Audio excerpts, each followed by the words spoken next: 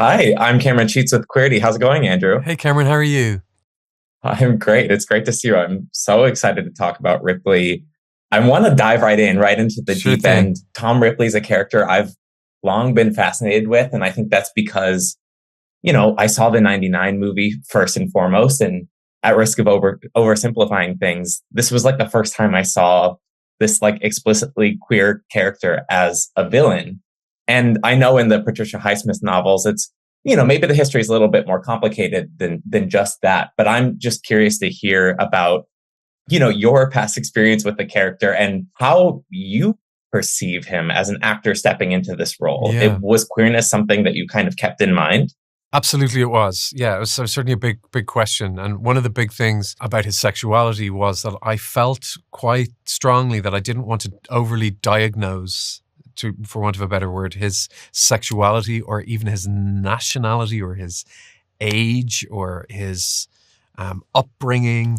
There's something that's so enduring about this character. And I think it's because we have so many questions about him. And to sort of kind of reduce the character by answering too many of those questions is actually a crime in itself. Do you know what I'm saying? But having said that, I Hmm. do feel like that he's other.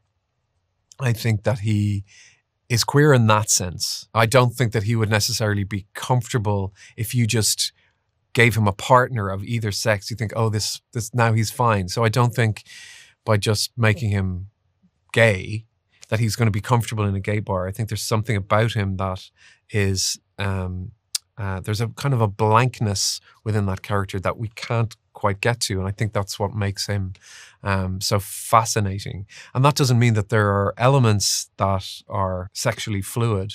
I think that's a really interesting part of him, actually, and I certainly think that he uses the prejudice of the time for his own Hmm. gain, because so much of the atmosphere at the time was coded and about secrets and what people say and what they actually might feel.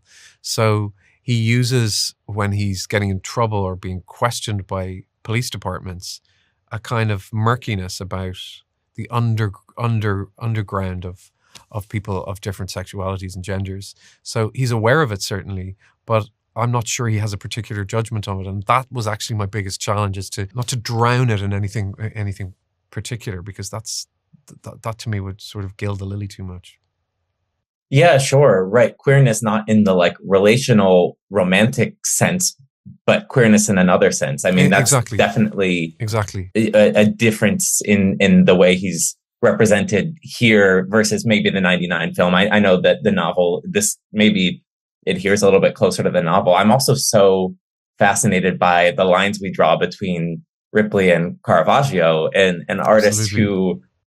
who of course has kind of been subject of his own, rumors and scrutiny and curiosity over his sexuality. And I Absolutely. wondered if that sort of informed things for you as Not only well. his sexuality, but also his morality. He was, Oh, sure. there were so many things about Caravaggio too, and Tom finds him completely fascinating. And that's something that Steve Zalian, our writer director, was absolutely, I think it's a really amazing touch that he has this sort of kinship with this person from so many years ago. It's so interesting in relation to what we want to know about people and how we identify people. And, the great achievement of this, I think, is that we're rooting for somebody who morally isn't necessarily somebody we should be rooting for. And so we want the audience to feel like what it's like to be Tom Ripley rather than what it's like to be a victim of Tom Ripley. And for that reason, we have to look at the bits of ourselves that are that are Ripley-esque, rather than going, because it's really interesting. A lot of people are asking me, have you ever come across a Tom Ripley type character? Like, as if none of us, I'm not saying that we're all murderous, but there's certainly stuff within us that we don't have access to. And there's a blankness that you go, I don't understand that about myself. The big challenge for me in this character was to accept the fact that there'll be some part of Tom that I'll never really know as much as I want to, which made it a kind of lonely place to be, because you're trying to really understand. That's your first job as an actor, is to try and understand the character and not judge them.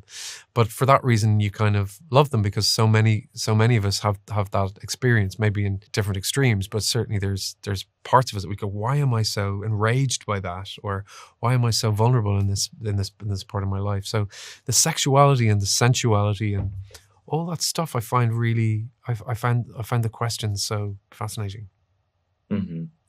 Beautifully put. I mean, I don't doubt that we could go into this for an hour or two, but I do have to wrap there, unfortunately. Yeah. Loved the series. It's gorgeous and you're fantastic in it. And I can't stop thinking about it. Oh, so thank you so much. That means a lot to me. Thanks, man. Lovely to see you. You too. All the best.